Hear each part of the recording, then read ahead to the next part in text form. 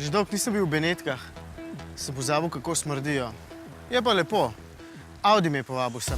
Vsaka firma ima model, na katerega se najbolj zanaša, ker se pač najbolje prodaja, zato je njihova molzna krava, če se lepo izrazim.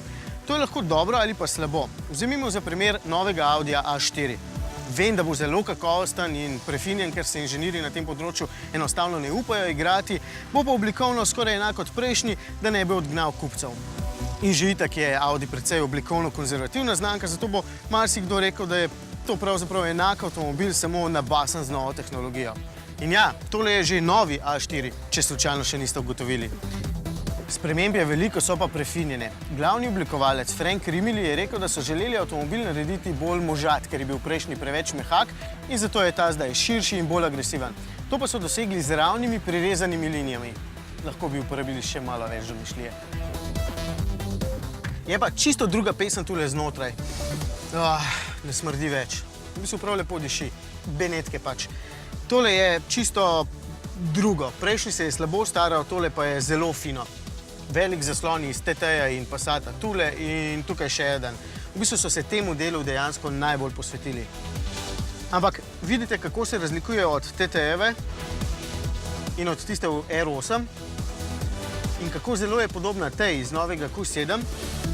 Moja teorija je, da hočejo ljudske avte oblikovno čim bolj ločiti od športnih, kjer so lahko malce manj konzervativni.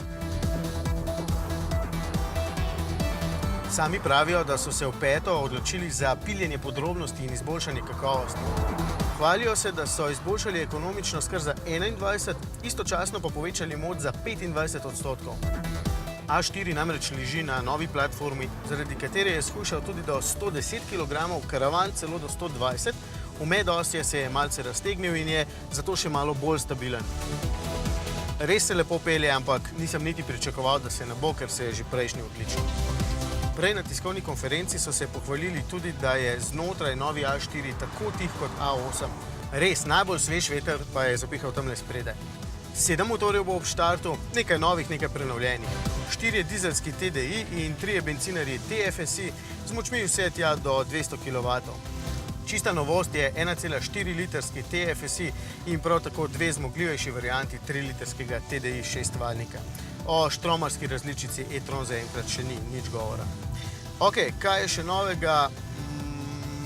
Avtonomija.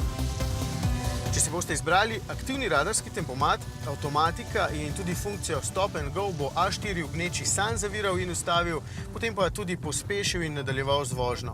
Do 65 km/h pa bo na vašo željo prevzel še nadzor nad krmiljenjem in znotraj voznega pasu, torej vozil povsem sam.